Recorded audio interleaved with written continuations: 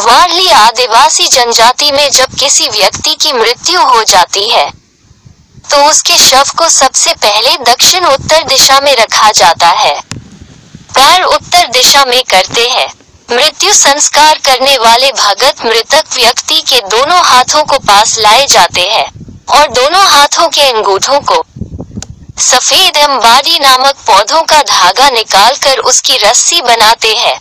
उस रस्सी के फंदे में हाथों के दोनों अंगूठे और दोनों पैर के अंगूठे भी आपस में रस्सी के फंदे में फंसाकर बंधे जाते हैं।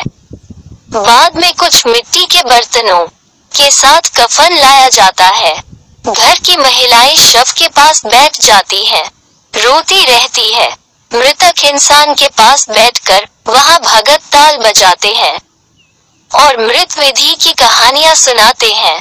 कहानी में कहते हैं कि मौत सबको आती है, इसलिए हे मृतक इंसान तू दुख मत कर। कहानी बहुत लंबी है, इसलिए कथा नहीं दे सकते। इसके बाद एक विधवा महिला मृतक को अंतिम स्नान करवाने हेतु के लिए मिट्टी के बर्तन में पानी गर्म करती है।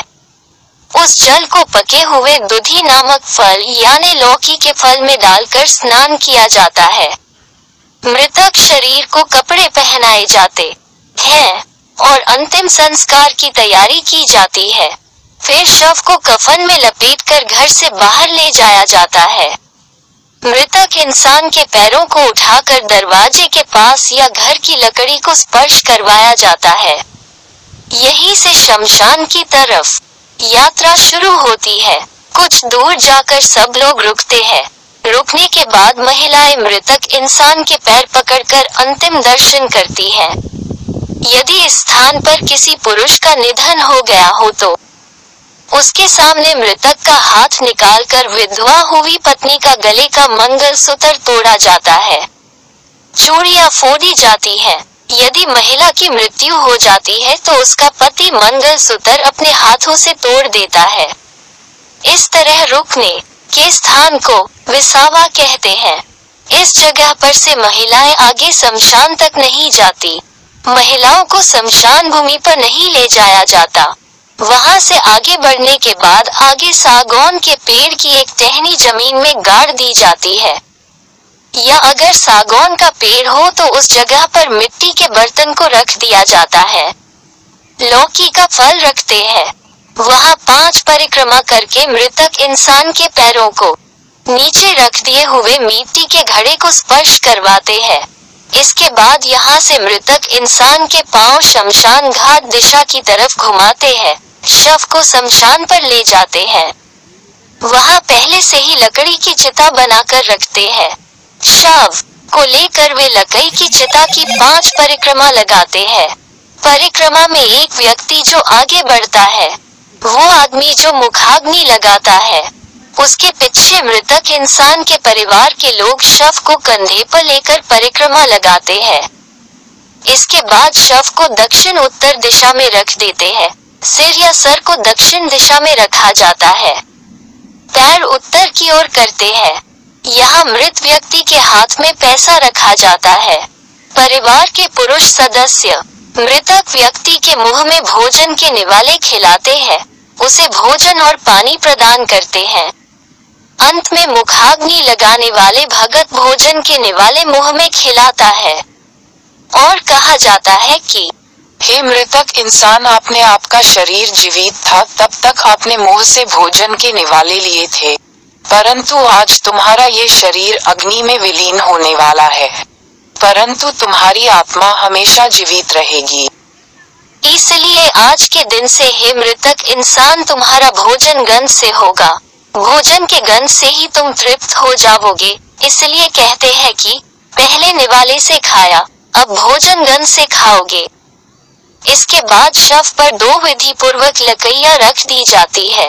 लकड़ी रखते समय कहते हैं कि हे मृतक इंसान, आपकी जाति हेल ऐती हेल, अर्थात हे मृतक इंसान, आपका शरीर अब नष्ट हो गया है, फिर अभी आपकी आत्मा जीवित रहेगी और फिर से आप जन्म लेंगे और इस धरती पर जाएंगे।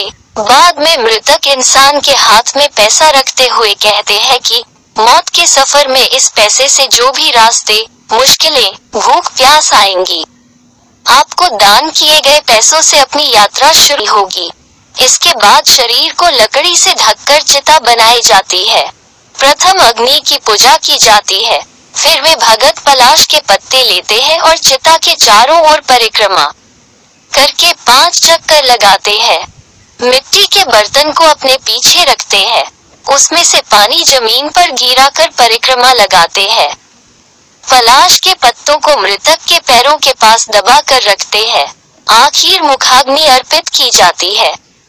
जब चिता को जलाया जाता है और सब जलकर राख बन जाता है, उस समय तो बांस की सहायता से खोपड़ी को नीचे दबाकर फोड़ा जाता है।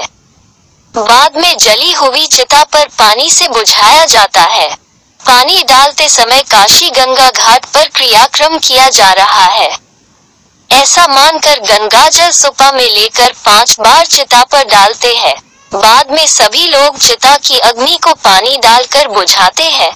इसका मतलब मृतक इंसान की जली हुई अस्थियां गंगा जल में मिल गई। ज्यादातर लोग मृतक का अंतिम कार्यविधि नदी किनारे करते हैं, ताकि अस्थियां गंगा जल में बह सकेगी। इस क्रियाक्रम को सिलवने कहा जाता है, मतलब चिता को शांत करना या शमशान को शांत करना। जिस स्थान पर शव रखा गया जाता है वह स्थान दक्षिण उत्तर था।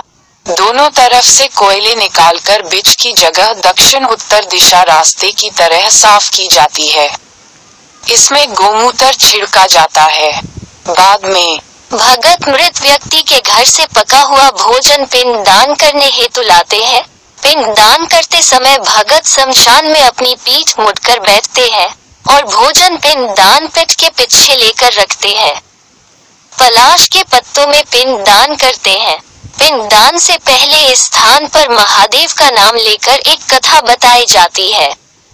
इसे गावुल कहा जाता है।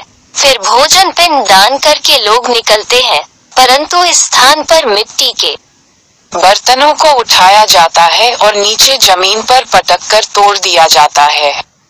इसके बाद सभी पुरुष लोग मृतक इंसान के घर में आ जाते हैं, परंतु रास्ते में बीच में जिस स्थान पर दूधी फल और मिट्टी का घड़ा रखा था, वहाँ भी मिट्टी का घड़ा जमीन पर पटक कर फोड़ा जाता है। इस तरह आखिर में सभी लोग मृतक इंसान के घर वापस आ जाते हैं। लेकिन वे लोग घर में प्रवेश करते समय लोग घर के छत पर गाय के गोबर के उपले या गोबर डालते हैं। उस गोबर के उपले पर पानी डालते रहते हैं। सब लोग उस छत पर से गिरते हुए पानी को सिर पर गिरा कर घर के अंदर जाते रहते हैं। ये क्रियाक्रम को मृतक इंसान के कुटुंब घर में सुतक पड़ना कहा जाता है।